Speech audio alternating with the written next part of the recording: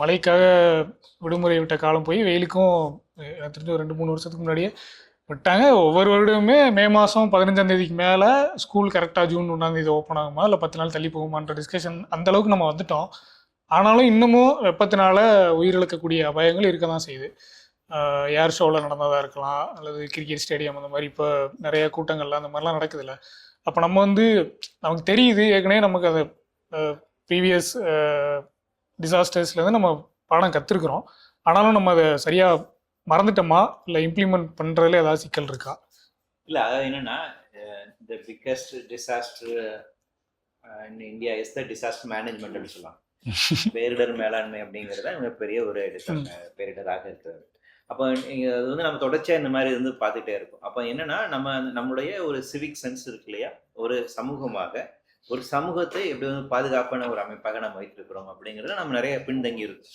So அந்த இடத்துல நம்ம இன்னும் மேம்படுத்த வேண்டிய ஒரு தேவை இருக்கு. அப்போ என்னன்னா அறிவியல் ரீதியாக சயின்டிஃபிக் டெம்பர்மெண்ட் அப்படிங்கிறது தேவை. சயின்டிஃபிக் டெம்பர்மெண்ட் இருக்கும் போது தான் ஒரு பாதுகாப்பான ஒரு சூழலை எப்படி அது ஒரு இன்ஸ்டிடியூஷனா ஒரு சொசைட்டியை ஒரு சிஸ்டமா எப்படி நம்ம பாதுகாக்கிறது, அந்த சிஸ்டமேட்டிக் அண்டர்ஸ்டாண்டிங் அப்படிங்கிறது உங்களுக்கு அந்த சயின்டிஃபிக் டெம்பர்மெண்ட் மூலமாக தான் வரும். அப்போ நம்ம ஒரு அறிவியல் ரீதியாக ஒரு புரிந்து கொண்டு ஒரு அமைப்பை எப்படி பாதுகாப்பாக வைத்திருப்பது அப்படிங்கிறது இருக்கு இல்லையா, அது ரொம்ப நமக்கு தேவை. அந்த சிஸ்டமேட்டிக் அப்ரோச் அப்படிங்கிறது உங்களுடைய பாலிசியில வெளிப்படணும், உங்களுடைய லாஸ்லயும் வெளிப்படணும், மக்களுக்கு அது அந்த கல்வி போய் சேரணும். அது ரொம்ப முக்கியமான ஒரு விஷயம். இப்போ இந்த பேலன்ஸான அமைப்பு முறை அப்படிங்கிறது நம்ம கிராமங்கள்ல இருந்து ஒரு அமைப்பு முறை தான். ஆனா அன்பார்ச்சுனேட்லி நகரத்துல இருந்து அது குறையுது.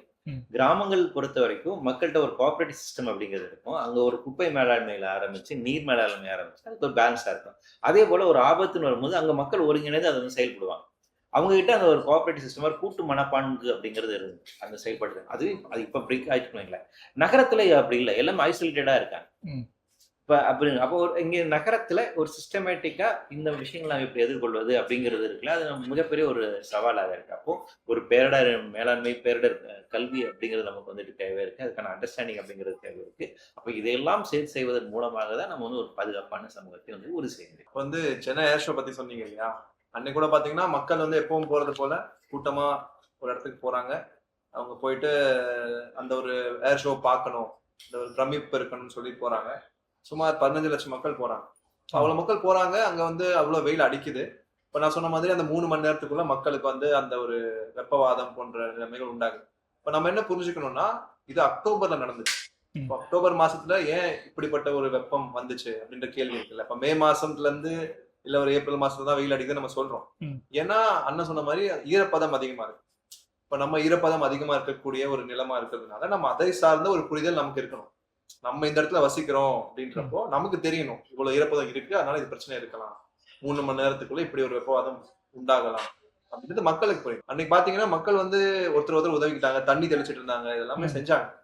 பட் நமக்கு சமூகமா இது சென்னையில மட்டும் இருக்கக்கூடாது இல்ல, தமிழ்நாட்டுல இருக்க அனைத்து இடங்களிலையும் மக்கள் அவங்கள கோஆபரேட்டிவா மேனேஜ்மெண்ட் கொண்டு வரதுக்கான இடத்துக்கு போகணும்.